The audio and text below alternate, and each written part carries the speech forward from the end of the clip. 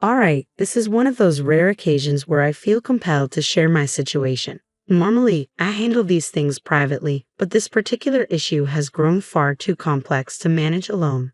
Let me start from the beginning. In my household, my husband, Bobby, has an incredibly close relationship with his family, especially his parents. His devotion to them runs so deep that he fulfills their every request without question, regardless of how unreasonable it may seem. This unwavering loyalty has started to become a problem. The Bobby refuses to acknowledge it. Every time I try to talk to him about it, he becomes defensive and dismisses my concerns. The main issue, and the reason I'm seeking advice, is that Bobby has always gone above and beyond for his parents. From the very start of our marriage, he's felt obligated to indulge their wishes. I understand the importance of caring for one's parents. I would do the same if mine lived closer. But there has to be a limit. Unfortunately, Bobby doesn't see it that way. Since we both started earning steady incomes, his parents have often asked us for money.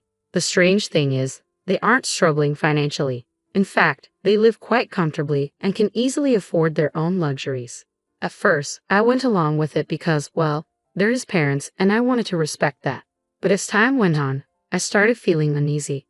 We've sent them so much money over the years, enough that we could have taken a few international vacations by now.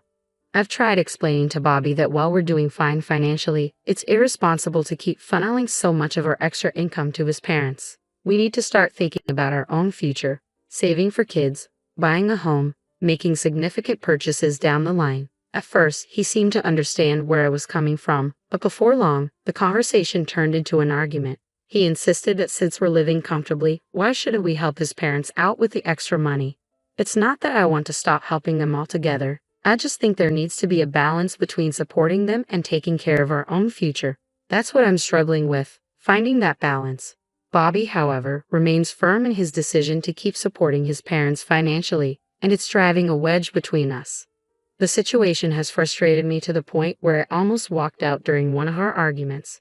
My anger boiled over when I remembered how his parents treated me in the past. If they had ever made me feel like part of the family, maybe I could be more understanding. But they never accepted me. They weren't there for us when we needed them most. I can still remember when Bobby and I were just starting out, fresh out of college, and barely making ends meet. We went to his parents, hoping for a little help to buy our first home, only to be met with cold refusal. They didn't even take a moment to consider our situation. Instead, we were lectured about adult responsibilities and how we needed to learn to save for ourselves. It was less about offering guidance and more about dismissing our struggles entirely. And now, years later, here we are, sending them money they don't even need, while Bobby refuses to see the bigger picture. Despite my frustrations, I don't know how to get through to him. I bit my tongue, choosing to keep my thoughts to myself. It was disheartening to see Bobby's parents so unwilling to help their own son. But I resigned myself to accept their decision if Bobby could make peace with it. However, the issue resurfaced about a year and a half ago when I inherited a house from my mother. It was a lovely property, but it needed major renovations. While we had saved some money, it wasn't nearly enough to cover the necessary repairs. This recurring pattern, needing financial assistance and being repeatedly rejected by Bobby's parents, who nonetheless had no issue asking us for money, began to strain how I viewed our relationship dynamics. The constant tug of war over finances exposed a painful imbalance. They were more than willing to take from us but refused to offer help when we needed it most. Faced with the challenge of making the inherited house livable, we decided to approach his parents again, hoping this time they might be willing to lend a modest sum. Unfortunately, they refused once more. This time, they told us to stop asking for their money and to figure things out on our own.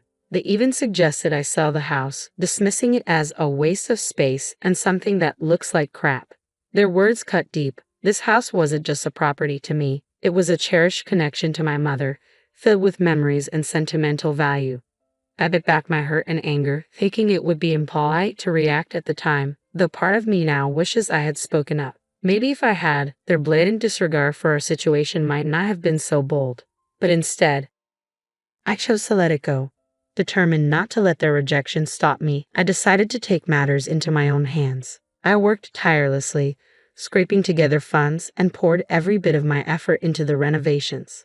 Slowly but surely, as I started earning more, the project became more manageable. After months of hard work, the house was completely transformed into something beautiful, a home I was incredibly proud of, a testament to my dedication. A few months later, I finally had the chance to show off what I had accomplished. I invited my in-laws over for dinner to celebrate my mother-in-law's birthday, and by that time, the house looked stunning. I was proud of all the hard work I had put into transforming it and hoped the evening would go smoothly. Typically, our family gatherings are peaceful as long as the conversation doesn't revolve around money, which is always a sensitive topic with them. When they arrived and saw the renovations, I could tell they were taken aback. Their eyes widened as soon as they stepped inside, clearly surprised by how much the house had changed. Internally, I felt a small sense of satisfaction, knowing they hadn't expected me to achieve such a dramatic transformation.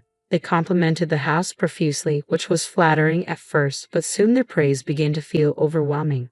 They started inspecting every corner, asking detailed questions about how much everything had cost. At first, I tried to brush it off as natural curiosity.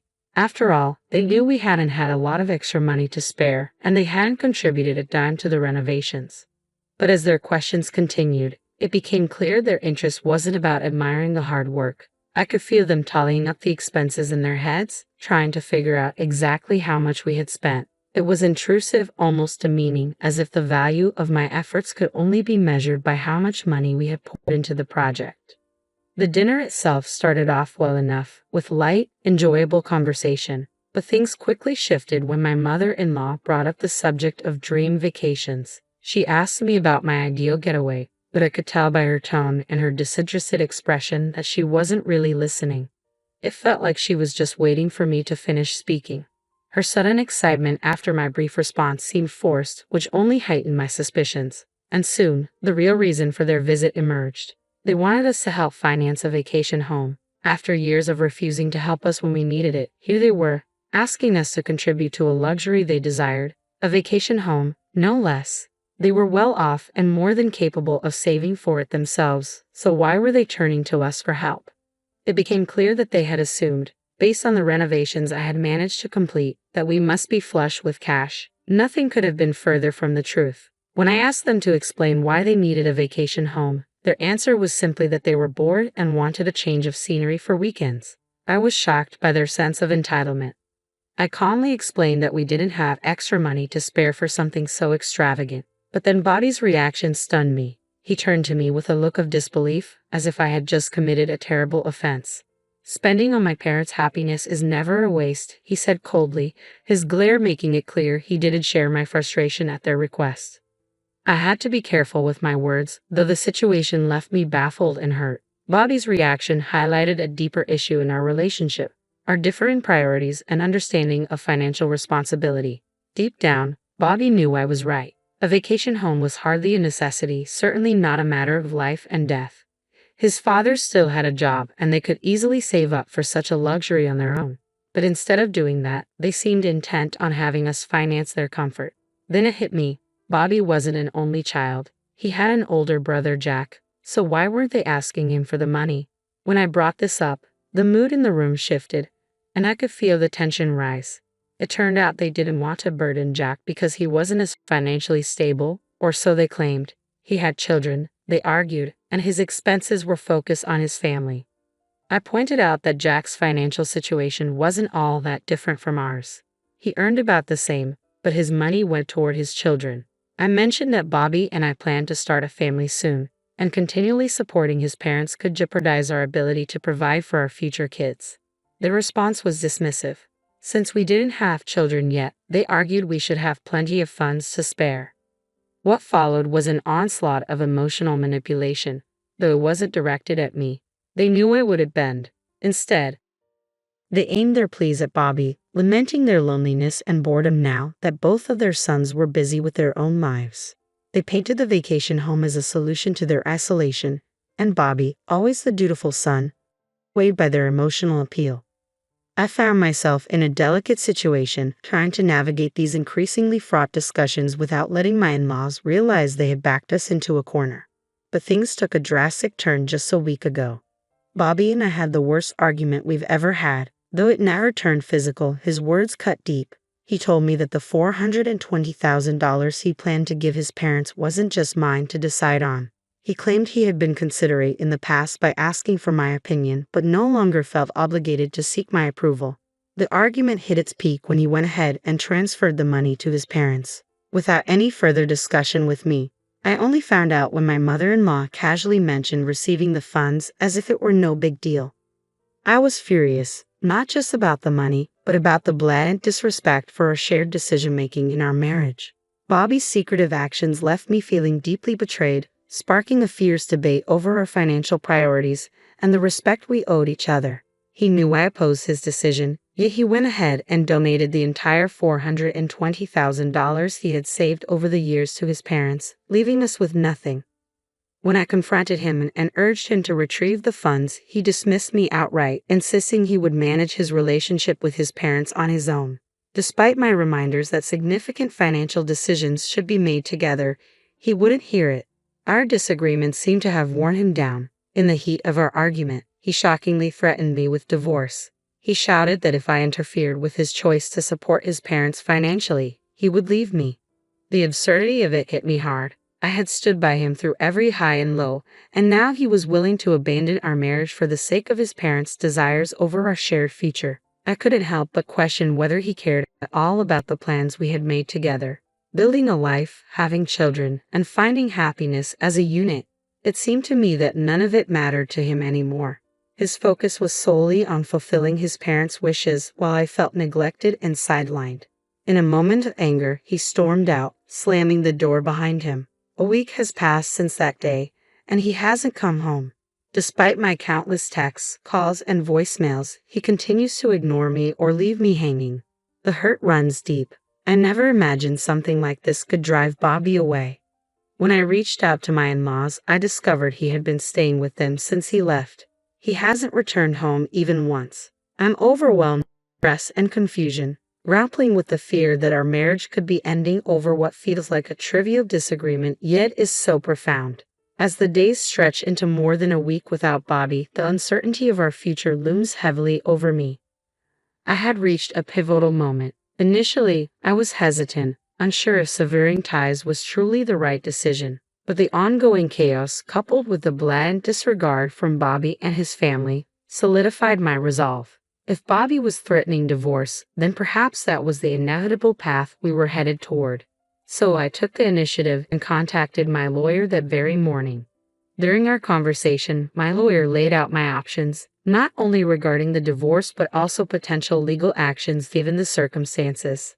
As we spoke, another stark realization hit me. I no longer wanted to be tied down by the memories within the walls of the house my mother had left me. Once a symbol of her love, the house had become a constant reminder of the tumultuous times with Bobby. Determined to move forward, I made the decision to sell the house. It was entirely in my name, a final gift from my mother, which legally allowed me to sell it without Bobby's consent. The sale turned out to be quite profitable, providing me with the financial security I needed to navigate the legal proceedings ahead. The very next day, after finalizing the divorce papers, I had them sent to Bobby. I knew exactly when he received them because my phone rang almost immediately afterward. It was Bobby, furious, incredulous. He ranted about how absurd I was being, claiming he had been planning to file for divorce anyway.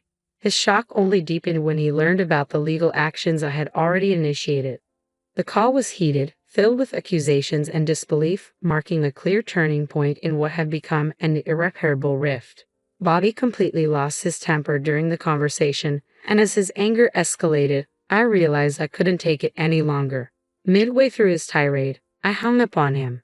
As the days led up to the court case, I was a bundle of nerves. My mind was flooded with worries about the potential outcomes.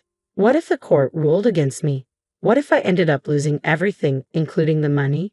The uncertainty gnawed at me, but I knew I had to push through to see this to the end.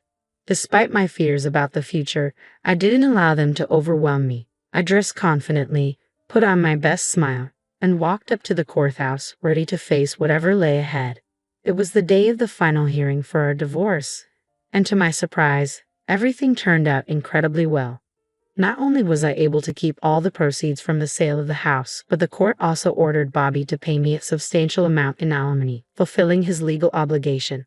This outcome was unexpected, especially receiving more money from Bobby, but it felt justified given the emotional and mental toll his actions had taken on me. Accepting this money felt like a reclaiming of my dignity. The disapproval and shock on my in-laws' faces as the verdict was read brought me a sense of vindication. They likely never anticipated that their manipulation would backfire so severely. They had thought they could exert control over me without consequences, but instead, they ended up losing significantly. Since then, life has been relatively calm. I did receive a harsh call from my mother-in-law who criticized my actions, accusing me of selfishness and lacking the ability to care for others. She even went as far as to say I would never be able to start my own family. Despite her words, I've been able to move forward. I used the money from the house sale to secure a new apartment for myself, where I could finally save without the constant pressure and demands from others. However, a part of me still questions the measures I took. Was taking him to court too extreme? I'm curious to hear your thoughts on this, so please share your opinions in the comments below. The situation took a surprising turn, but I felt it was necessary under the circumstances. As I scrolled through the comment section of my latest post, the range of opinions was striking. Some commenters defended Bobby, questioning what was the big deal about giving his parents $420,000 if he had $550,000. On the other hand, many disagreed vehemently, supporting my perspective. They pointed out that we had been financially assisting his parents for years while trying to establish our own financial security and save for a house. The debate in the comments was clearly divided. A significant number criticized my decision to sell the house and keep the money, labeling it disrespectful, given that the house was legally in my name. However, about half of the commenters backed my actions, asserting that it was exactly what I needed to do in light of the circumstances. So let's open this up for further discussion. Drop your comments below, and let's dive deeper into this situation.